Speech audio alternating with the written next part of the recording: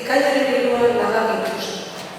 Eta gaur 8, ekainaren 21 izango dugu azpiegoetan zure aurreko iristizuna. Baina ondotxo dakigu egun hau berezia zela zuretzat. Eta hementxe zure ekimenaz berritu genuen eliza honetan agertu nahi dizutu gure eskatuna.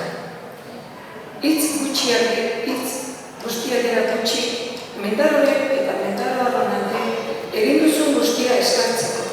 Eta estimatzen eta maite zentugula esan denezuko gara. Herrigintzan, hauspoetan akuilu izan zintu, eta gaur garena ere zuri esker gara, egin handi batean.